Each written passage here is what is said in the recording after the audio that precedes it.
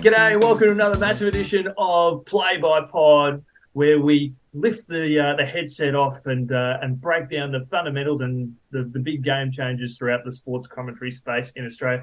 My name's Chris Yen, and I'm had the pleasure of being joined by Martin Lippiatt. Thanks for joining us, mate. Hey, Chris. Thanks for having me. Long-time fan, first-time podcaster.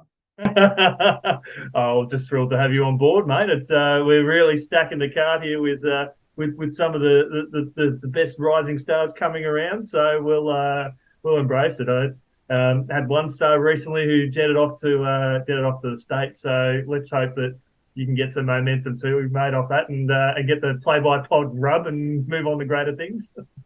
How good. I'm all for it. Let's do it.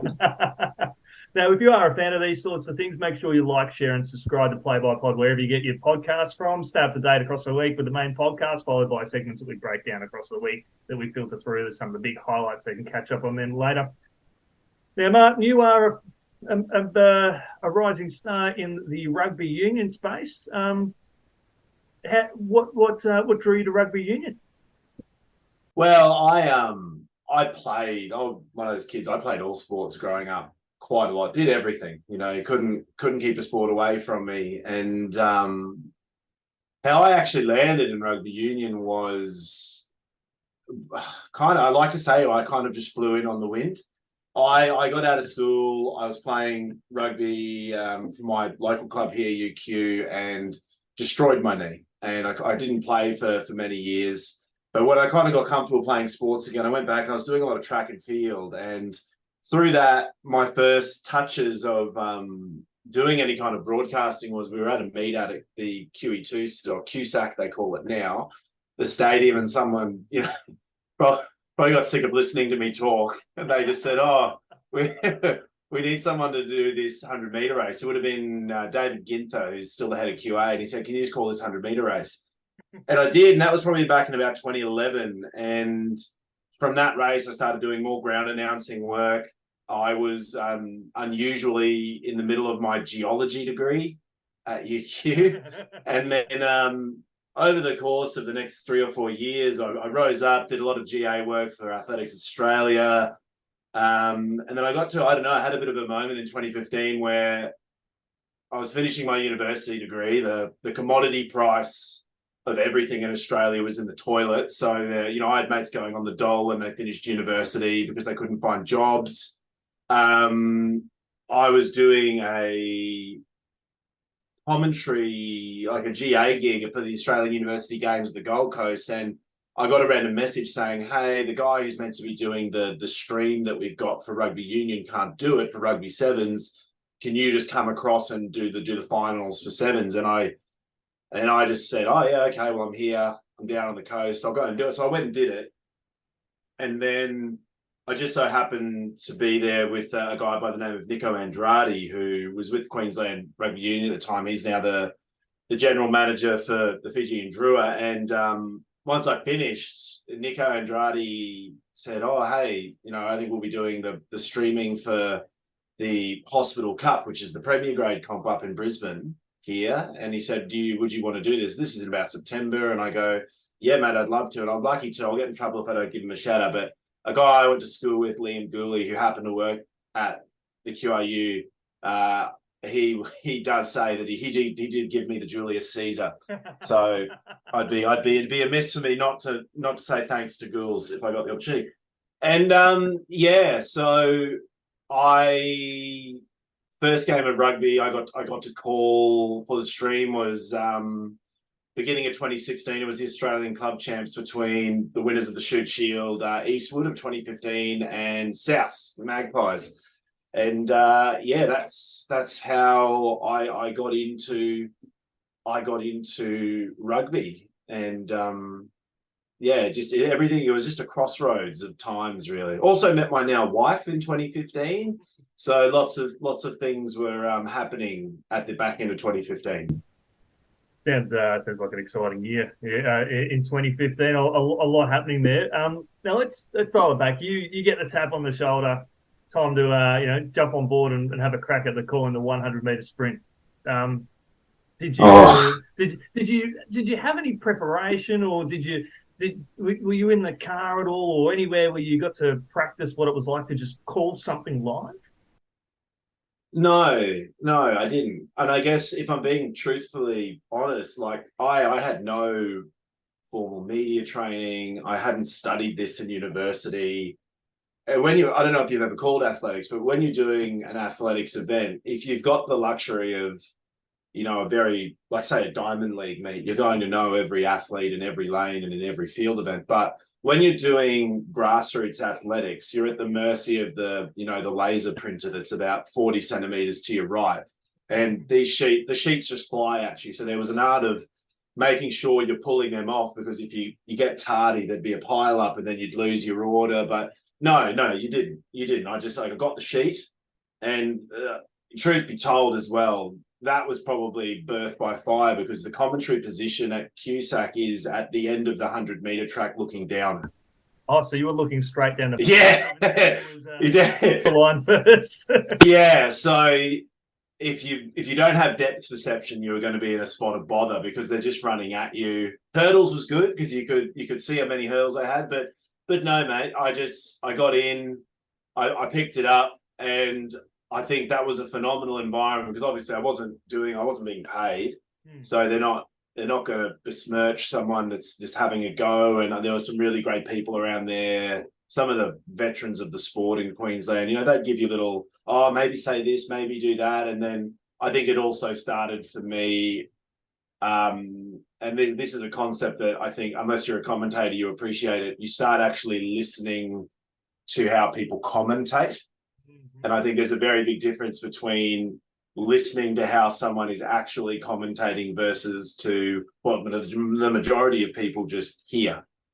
If that makes sense. Oh no, I totally agree. I spent a lot of time listening to commentary, and even when I go back and listen to some of my own stuff, people sort of say, even in joke, my wife even says, "Oh, you've got to love the sound of your own voice when it comes to commentating. You're obviously going back and listening back to it." I'm like, no. When I'm listening back to it, I take away the identity who's calling it. In this case, it's been me, and I just watch and listen to the audio and how it's been said and why it's been said, and review the tape that way. So it could be anyone that's calling, being myself in this instance. And so I listen to what's being said and how it's broken down. I don't care who's saying it, and that's, for me, it's been a great way of learning. That saying you just said, review the tape. Do you know where that comes from? I'd love to find out. That I only found this out a week or two ago. The review the tape comes from the the really old school, we're talking like black and white film days of American football, and they used to cut frame by frame the film up. And that was where the origin of, we watch back the tape or do the tape sessions came from. Those guys back then that would sit in a dark room, snip, but then they would take all those snippets and they would group them and then put them back together, tape them back, and make a new spool, so they could sit there and do a review session in close proximity to the game finishing, which just blows my mind that's where it started and where we are now. So have you gone back, or did you have any way to go and listen back to that first call of doing athletics? Or no way. That was 2011. That was 2011. It was only 12 years ago, but as you all know, the landscape for broadcasting in particular has changed dramatically. And also that being a ground announcer, you don't really have by way too many people, recording that feed to go out. So no, it was just you're right. You lived on the saddle, and as long as you stayed on and kept going forward, you got through. Am I right in saying that when you were studying at UQ, and for those who don't live in Brisbane, UQ is it's a massive campus. It's right along the river, just basically sort of in the heart of Brisbane. Lovely spot. When you were studying there, you just had sport media wasn't even on the cards for you, was it? Oh no, mate, because studying geology too. We weren't a giant school, but it was a very linear pathway. So my studying years, I lived in steel building, I've got like really good mates from that degree. But if you did geology, you had your crew. There was a couple of subjects you might have gone out.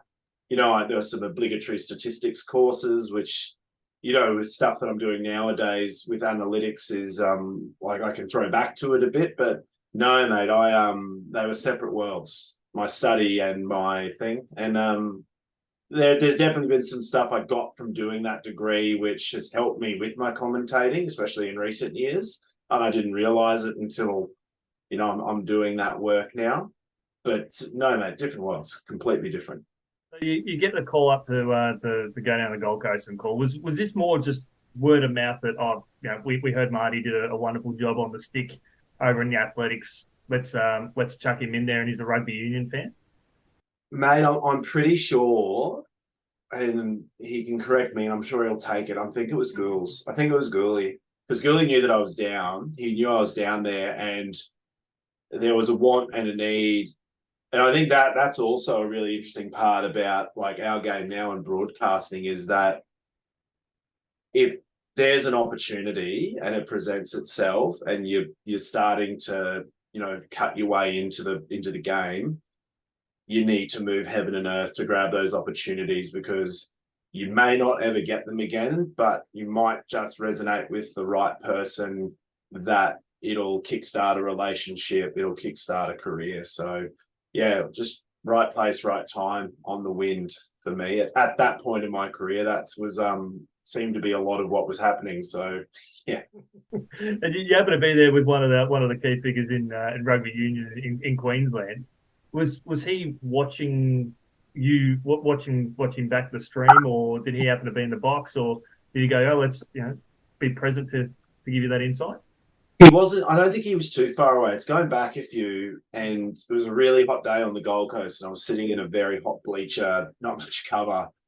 But I think it was more, I can't speak to him if he had listened to it. I'm assuming that he must have. But like I said, opportunity, show up, do the job, tick all the boxes that you need to tick, and then if something comes from it, it comes from it. And I guess it did for me at that point. And I just happened to be a good friend of ours, Rob Matthews from Double Take's got a great saying about, the earlier you can get onto a train, the better. And I think for me, fortuitously, it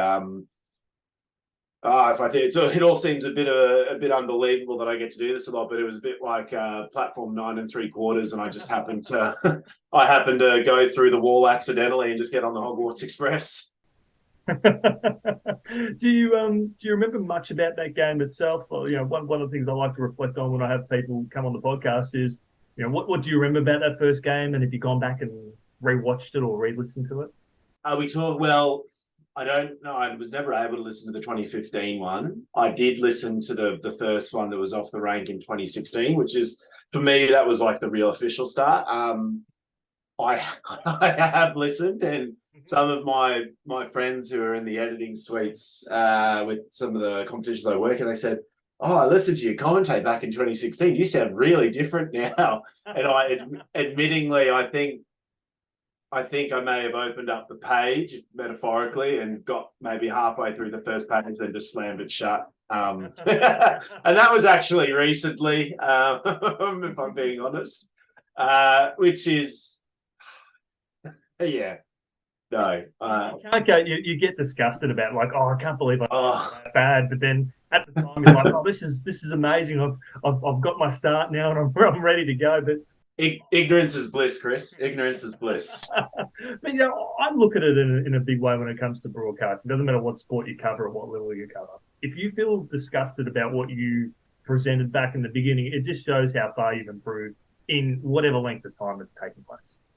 Yeah, no, 100%. I think I can't speak for other people, but I'm definitely my worst critic. Mm-hmm. And more often than not, I'll come home from a broadcast and they'll be true. Like in hindsight, they're trivial things, and it was never the big moment that you messed up. It was just a little moment.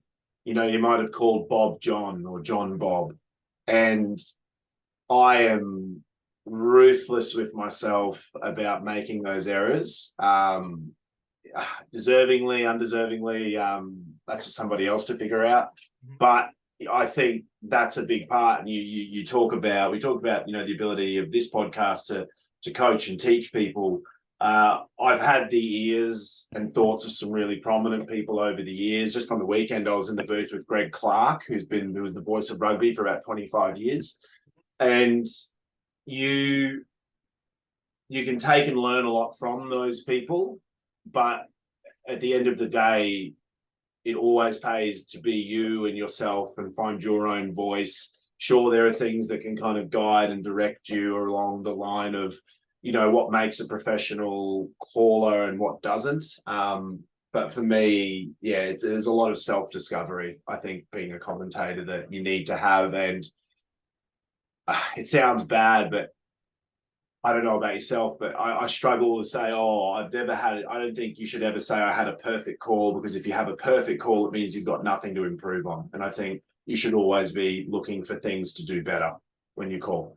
I 100% agree. I come away from calls that I've been very happy with, and I've come away from calls that I've been very dirty with. And for me, the calls that I come away very dirty with, I don't even want to think about whatever sport that I'm calling for another week. And then I have to gear myself up to go, next time I put the cams on, I've got to do it. And some of my worst calls have been followed by some of my better calls, because I've just parked it and tried to move on. So it's very easy to be critical, and you come up with a point of those little fundamental things across the game, which you get very, very strong on yourself about in a negative reason. And having umpired local AFL football, where the game just moves so quickly, I compare calling, at least in my space, with umpiring local AFL football, because I've had experiences where I go, I wish I had paid that free kick.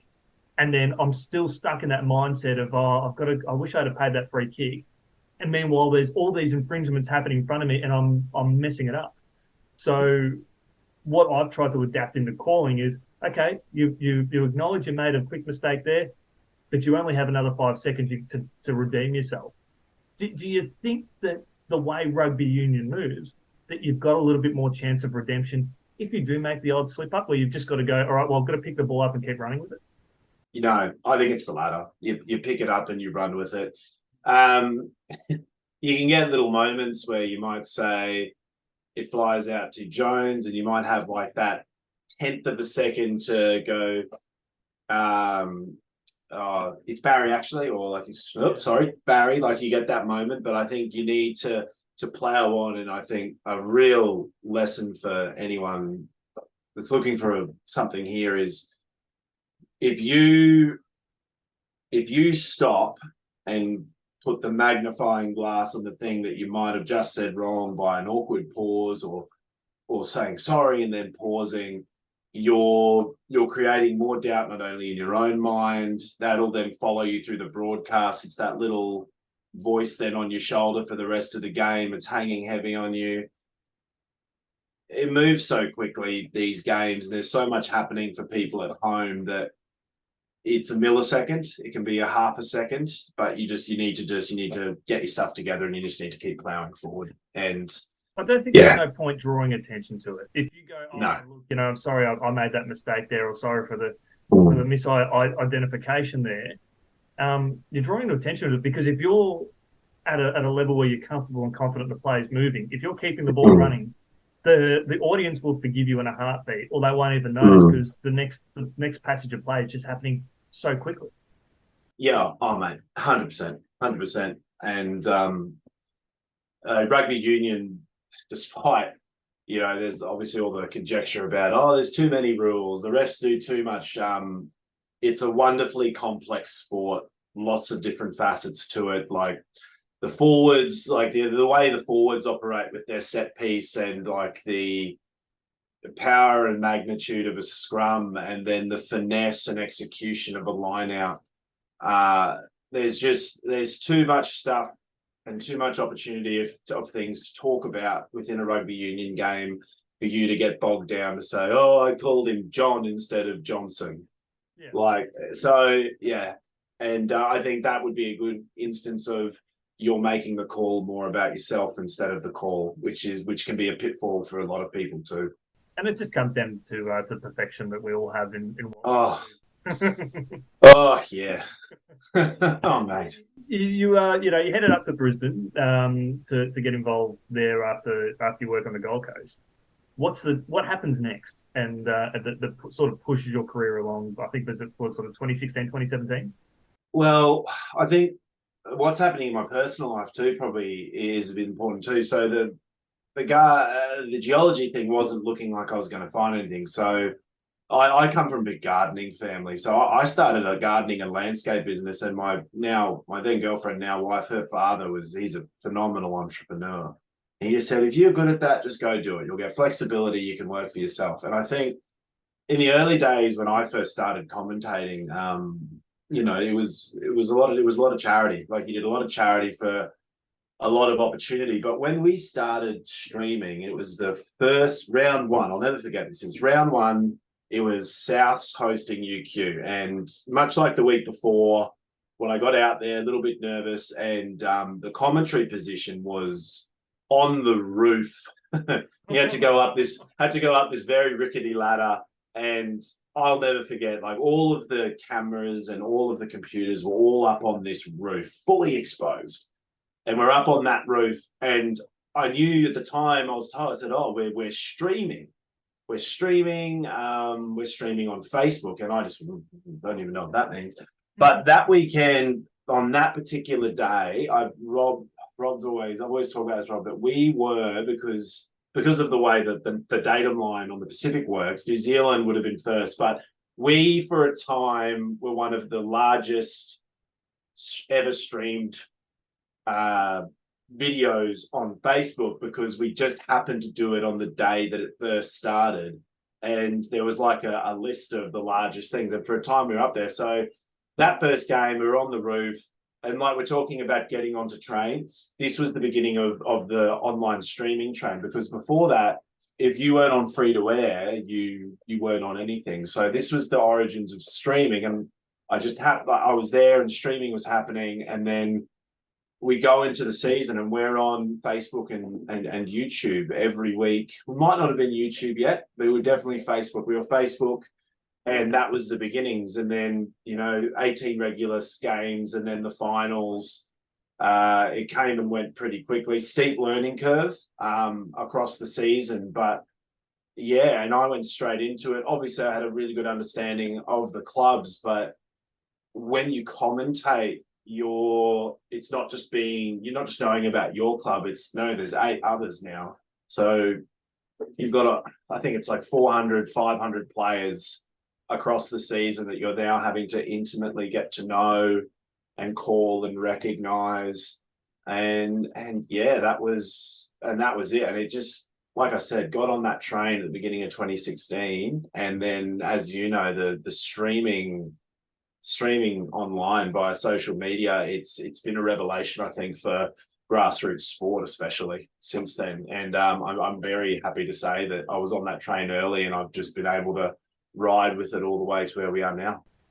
I have to ask, you do your first full season, you 18 rounds plus finals.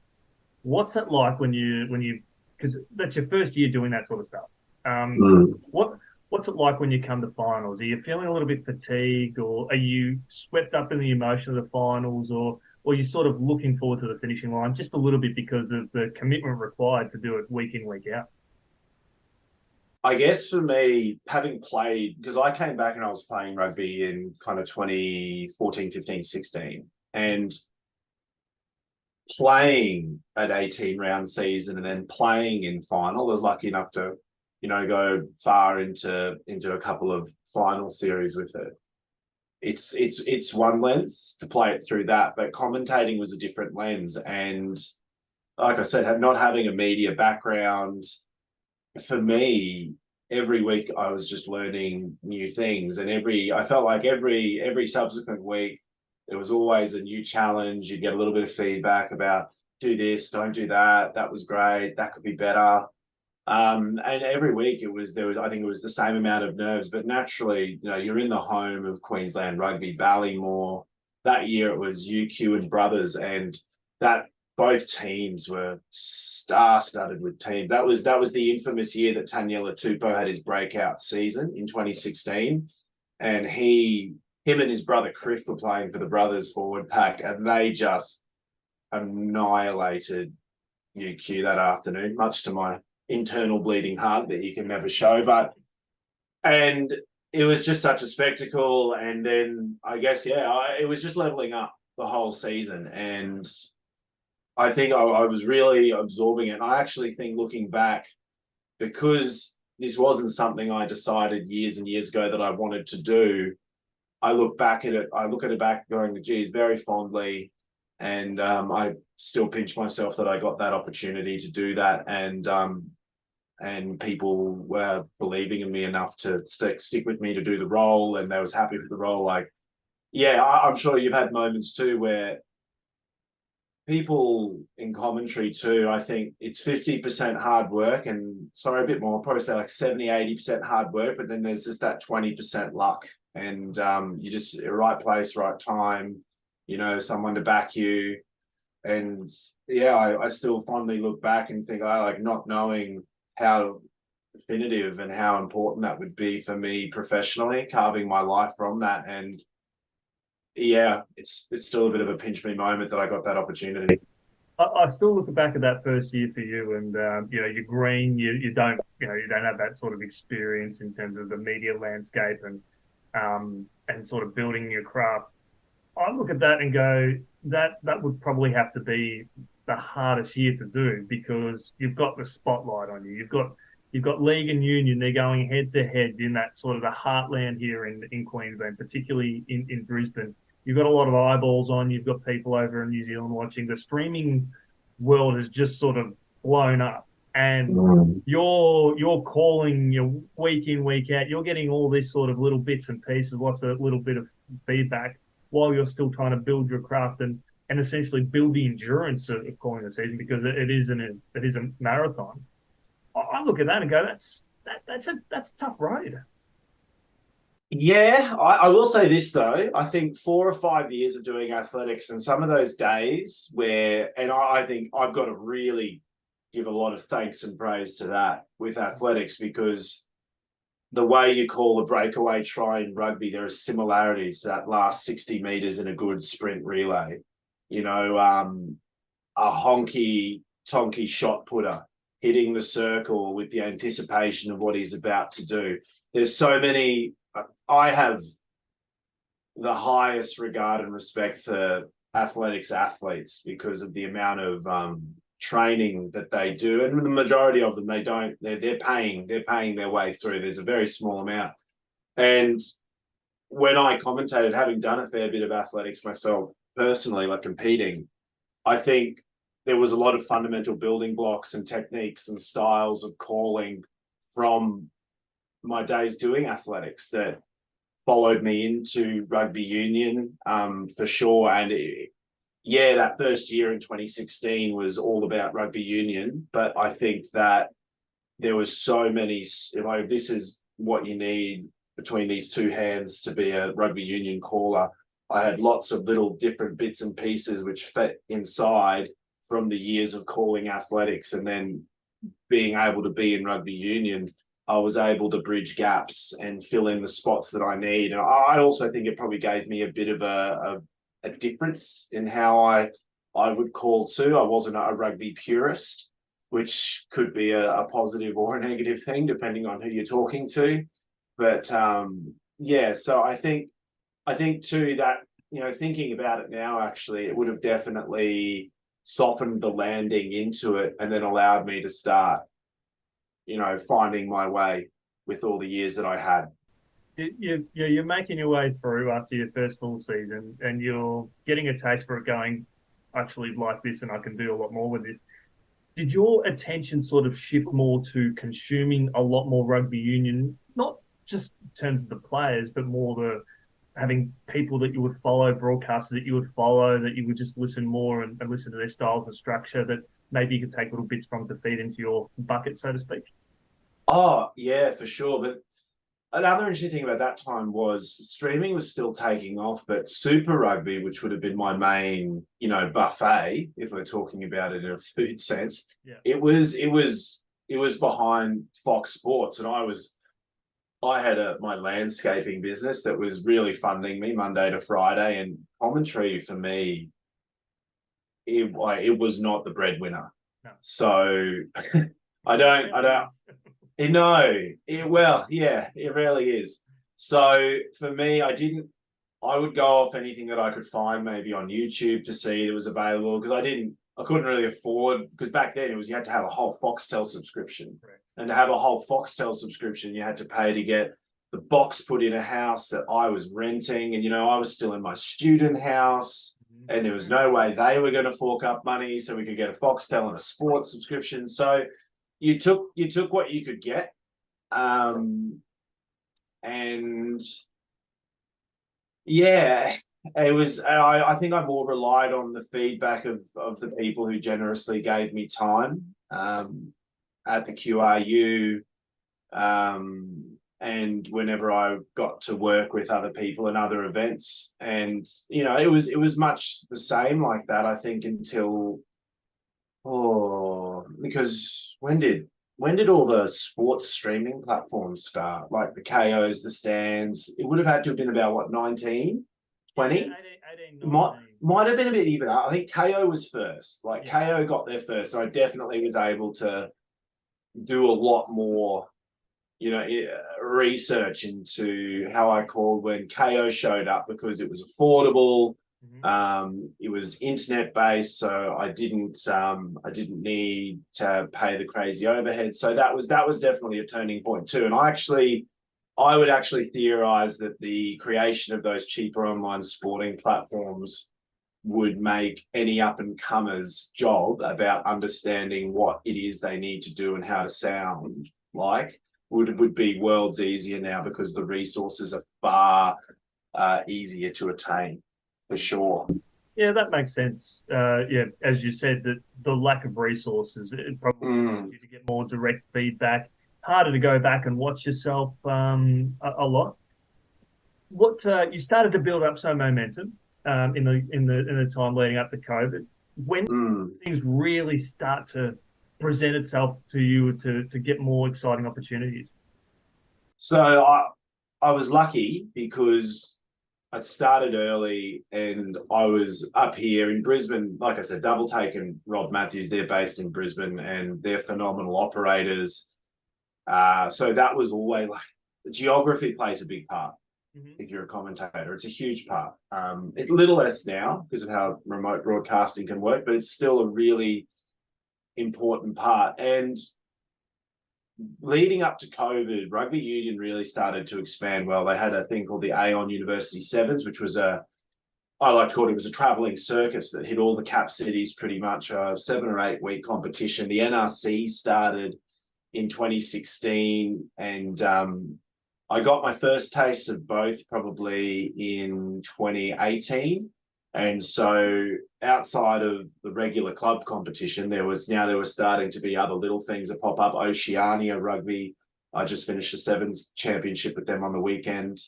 They're doing a lot of events here. So there was just more opportunities, because they go, great, we want to get exposure. We've got to do streaming. We need someone to do it. So it was just, that was all lining up. And I think in 2017, 18, 19, it was getting busier and busier and busier. And it was starting, if you look at the time of your week as a pie chart, it was definitely starting to get bigger, but it was also starting to, pay its way a bit more than it used to. And then we got up to 2019. And by this point, I got married in 2018. COVID is starting over in other parts of the world. We're not taking it seriously yet. And then in 2019, a couple of things happened. My first daughter came 2 months early, which meant we were in the hospital with her for 60-ish days. Yeah. COVID shut the world down, and then consequently shut down every state and territory's ability to cross borders. And that had ramifications for so many things. And that was when obviously my focus was my daughter, my wife, my family, but the world had gone to pot. So it was, I don't want to say it was fortunate timing, but my focus had to be on my family and looking after them. And I got lucky because from a commentary point of view, nothing was happening. Yep. So I wasn't, losing momentum in my career there. I could still garden because I was outside. Yep. So there was this window where the world just shut down. So momentum was building really nicely, but then something happened in 2019. You might know where I'm going to now. All of a sudden, people couldn't travel, but people still wanted to do sports. And I think it revolutionized the broadcasting game, especially here in Australia, because all of a sudden we had to go, how do we do the same job we just did, but under these new conditions? And remote broadcasting, there were whispers and ideas of it, but it took off. And then once again, I'm back on 9 3/4, and with all the experience that I've had doing this stuff on site, which is in itself a real treat to be able to call on site, the beginnings of remote broadcasting start, and geography being my friend in Brisbane with that, and then allowed me to start getting involved with remote broadcasting because it was starting to get popular, but it didn't really kick off being a big deal until about, late 2020, 21. That's when a lot of people started to realize, this is a lot cheaper to do. Like, we can do more for the same amount. So it was a real in a studio, really. Oh, well, exactly. And you think about it, you're sending the people and the camera to the venue, not the whole circus. So yeah, it was a funny time. And then 2019, 20 were a little bit slow because the world was trying to figure itself out. So naturally, there just wasn't as much happening. A lot of good competitions got suspended that year. That some never came back just because they didn't have the momentum behind them to go another one. And one thing that really took off was when rugby got the broadcast rights got purchased by Nine and Stan. And then that really is where I can see that my broadcasting career leveled up quite quickly, because all of a sudden we had this platform and it was super accessible. There were some really genuine people working there that wanted to do events, and as they were figuring out how to make rugby work on a really good platform, the broadcasters were figuring out how to, put the food in front that they wanted to see. And then all of a sudden, the ability to broadcast, we've been remote now for 3 full years. Yep. And I can say I've been all over the country this year, but I've never left Brisbane. And with that comes, it was massive. It was huge, because all of a sudden I was able to do multiple games in different locations. And that's for me is when it really took off, probably 2021, because as like if you're part of the traveling circus and someone says, Chris, we want you in Sydney on Friday to call a game, and then can we get you in on, back to Brisbane on Saturday? A lot of the time you can say, I physically can't do that because you might be constrained by flights. And remote broadcasting then enabled for not only you could do more, there was a better review model, you could look at your content a lot better. You were just much more immersion in your craft, and you could do more. And that's the biggest thing. You just, like I said, if there's opportunities, you need to take them, because the only way you get better at doing something is by doing it. So, I think that's probably where the streaming landscape changed in a big way, where if you have major sports that want to stream or broadcast something, they would have subcontractors who would take care of the audio, the commentary side of things. And that same, the body would get subcontractors if there's a game over in WA. Then they'll get camera operators and everything to feed. Oh, 100%. There'd be more. You wouldn't all be under the same banner. There'd be you're freelancing yourself as a caller. You've got freelance camera operators, and then you've got someone in the middle bringing it all together and then funneling it through the viewing platform. Yeah, and there's also the last 5 or 6 years, there is a widening void for content. And I don't think there is enough content ever produced to satisfy the masses. And I think the affordability of broadcasting and streaming, because you're not up on 7, 9, 10 Fox, which costs a mozza to be on, because they need, it's the cost of operating at that level. It enabled very easily, tier, and for rugby, Super Rugby would be called tier 2, sorry, and Wallabies would be tier 1. All of a sudden, tiers 3 and 4 become hyper accessible and hyper viewable, and that was a revolution in the industry, because, as you know, back in the day it was 7, 9, 10. That was where it was. You were lucky if your team got the prime time slot that a couple of teams might have been playing at simultaneously, and heaven help you if the news was meant to be on and your team was playing, because you would go to the news. There wasn't multiple free-to-air channels. There weren't that was it. You had your 5. SBS might have something kooky on. You never knew. But it's all, the game's changed now. There's infinite. If anyone's been watching Loki on Disney, there's infinite threads that everyone can have their content on, and that is it's a huge opportunity. If I turn back the clocks to 2016, there was very limited paths, and people would get on those paths and stay there, and there wouldn't be much room. But now there's many paths, many sports for many tiers, so there's a lot of opportunity now, and I think that's a really great thing. As a sports fan, I'm going to push the boundaries with this next question, but I don't think I'd be speaking out of school. With the landscape or the perception of rugby union in Australia, that if you put it in the perspective of where it ranks as the most watched sports, different landscape probably 15, 20 years ago. It's not the most popular sport at differing levels. So you're coming through, you've got a rocket attached to you, you've got a really good reputation.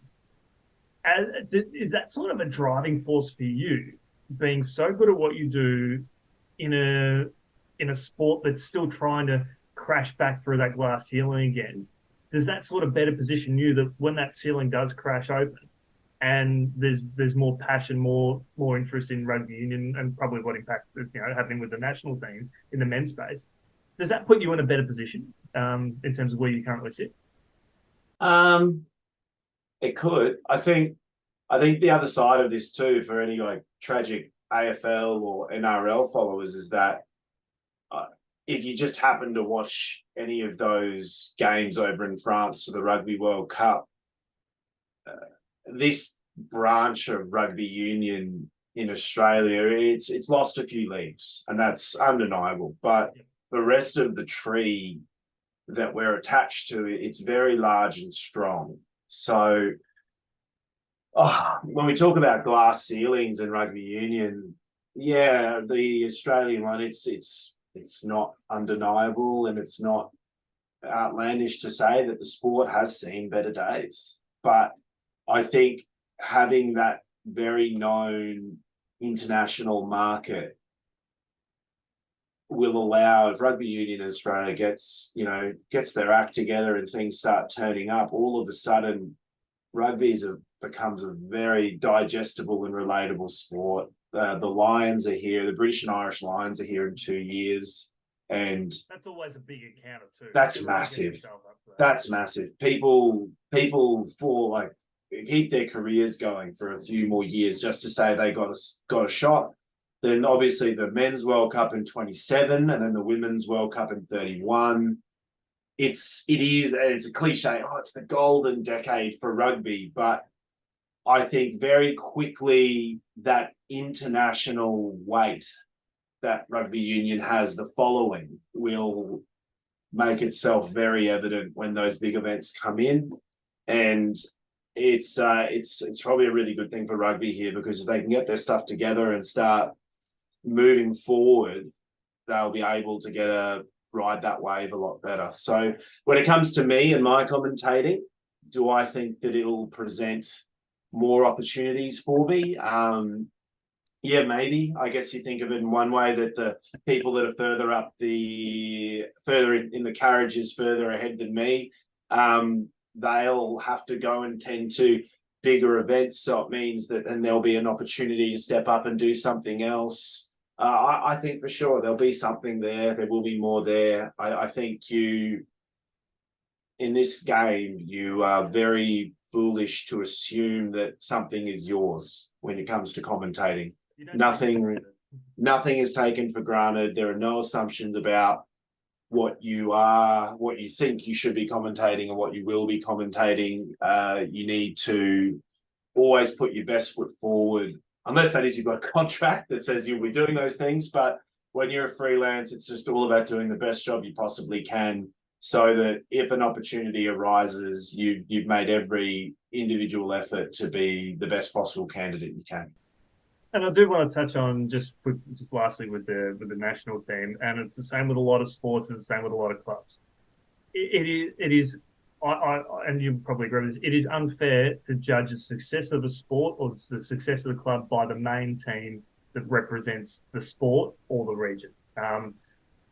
You've experienced firsthand, as I have too, and a lot of people that I'm connected with also, who are involved in the trenches of the beauty of grassroots level and even higher up the chain. And it's just that one team up the top that determines the overall public perception. I think that's unfair. And we should be judging the sport as a whole, not from what's happening from the success at the top. Yeah. I think in more recent years too, when I think about hierarchies in sports, and rugby union's lucky. AFL and rugby league, I think it's safe to say they're not as, because of the lack of structure with international game, their pyramids have fewer levels. But for rugby union, really, we go down to about tier 4. Mm-hmm. And I'm of the opinion that the lower the tier, so if tier 4 is your club rugby and your grassroots, what we get as a bonus at tier 3 is by virtue of what they've done in tier 4. And then it's almost that idea that then tier 3 is owing to tier 4, tier 2 is owing to tier 3, and then tier 1 is owing to tier 2. So that idea that it's all moving up, and the better work the tier has done below, the more it will transfer to rewards at the top. And grassroots rugby it's a pretty incredible thing. I think all grassroots rugby sport in Australia is phenomenal. We're gifted with brilliant conditions to play sport all year round, and we compete in so many things, and we do so well that we are a sporting nation. And it is just in our DNA to get down to a ground, watch a game, go to the canteen, buy something, go to the sausage sizzle, do that, buy the merch. It's all there. And just sometimes it's just peaks and troughs. And I think with Union in particular, there's just a bit of a trough at the moment, but all the building blocks are there to, get it back to where it needs to be. And if I can be part of that building process to stack them up and help with some commentary along the way, I'll be very glad and very happy to do it. Now, you guys are listening to Play by Pod, the podcast that lifts the headset and looks at the game-changing elements of broadcasting across Australia, across all levels. Onto this week's Game Changer highlight. And the Game Changer highlight is something we look at as more of a learning curve for anyone that wants to improve their craft. And this week, we're going to talk about breaking down the basics of play-by-play calling for rugby union for a TV audience. Now, Marty, you've come through a long way. You've had a different upbringing in terms of broadcasting into what a lot of other people have had.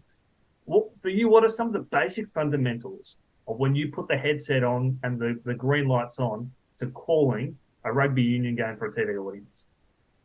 I think a big one especially with Rugby Union here in Australia, we have a lot of Pacific Island players in and around. I think for me, name pronunciations are huge.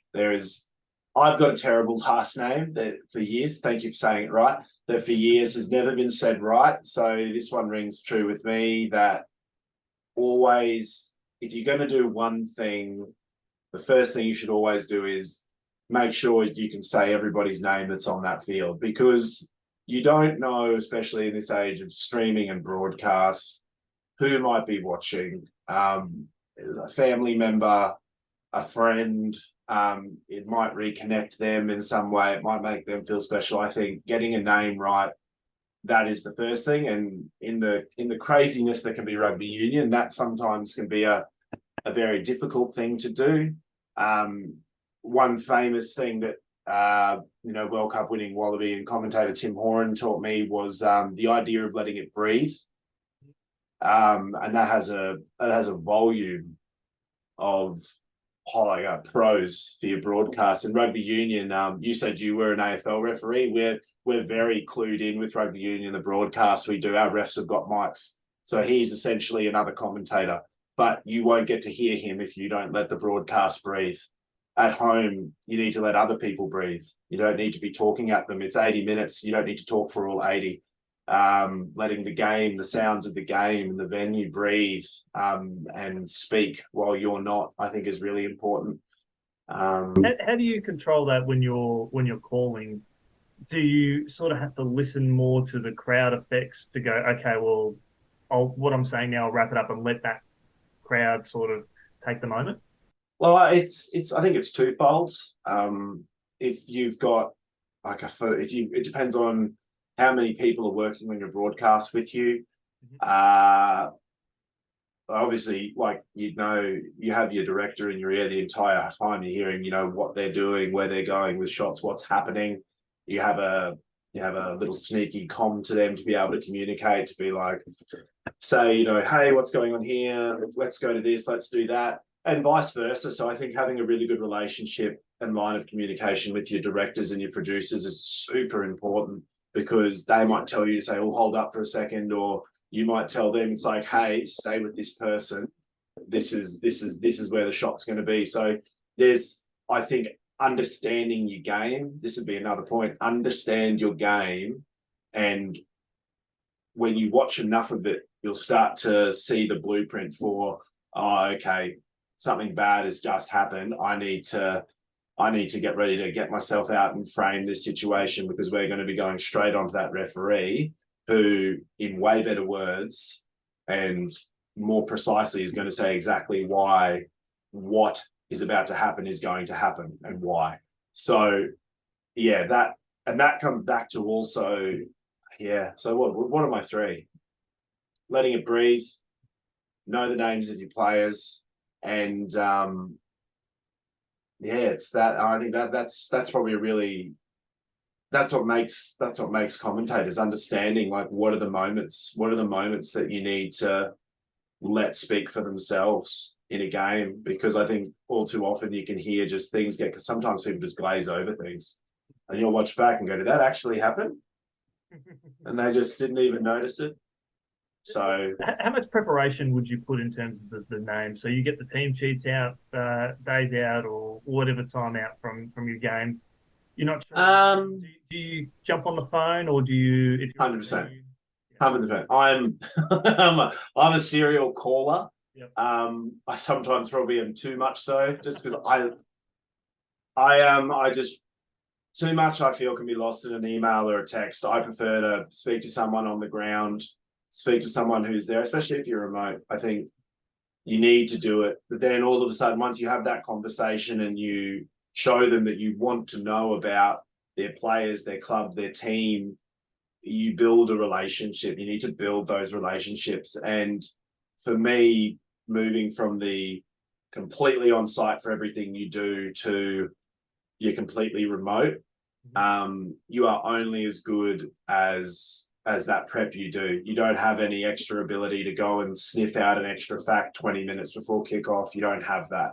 So it's really leveled up my preparation game. And as soon as I can get a preliminary team list, I'm getting that one out. I've got my 4-year-old has better handwriting than me, so I have to. I have a very strict format in my run sheet in my sheets where if I can't fit everything for a team on one A4 sheet, it doesn't make the cut. Yep. So there's lots of little things that I have on my sheets that people will look at it and it'll just look like something out of the insane asylum. But for me, there's different patterns and flows on that sheet, which help me categorize and group things so that in the heat of the moment, I can whip out a nice little fact that might resonate with someone watching. You see other commentators that they might have tens of lots of sheets of paper in front of them, but let's be honest, in the heat of the contest when you're calling, you don't have time to go through 10 sheets of paper to find. No. So if you've just got that A4 in front of you and you've got your system where you know how to find a particular part, that's where keeping it simple does really help. Oh, yeah. KISS principle, 100%. Yeah. Oh, no, it is. It is. And yeah, sometimes you don't get the opportunity to do as much as you would like to for prepping for games, because that's just sometimes the nature of the beast. Like the game might fall into your lap late.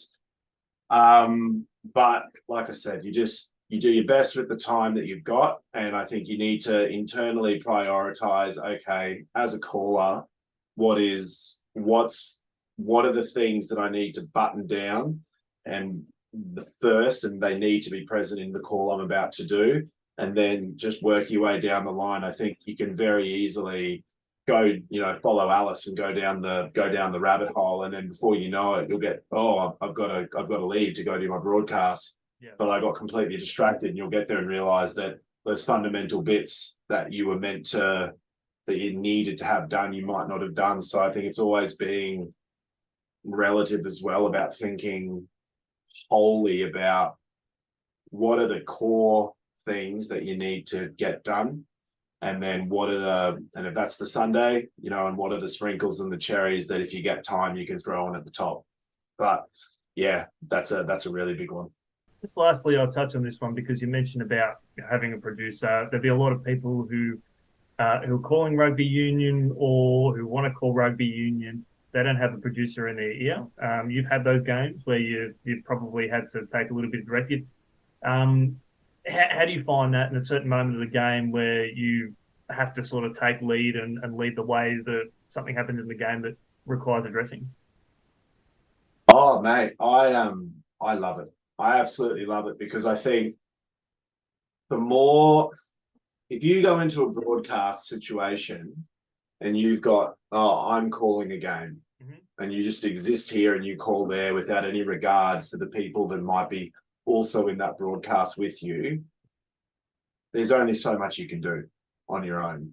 But when you start to understand what it is for those people in those different roles, what is something that you can do that makes their life easier, and conversely, what is something you can do that makes their life harder?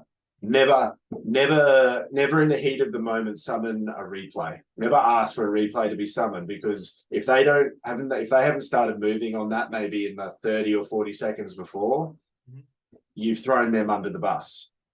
So that's really important, that the more you can understand the roles of the people that work with you and work with them, and you together can really make some beautiful scenes and commentary, because they're seeing things and hearing things that you might not, and vice versa with yourself. So it's almost a bit of a hive mind, and having the freedom.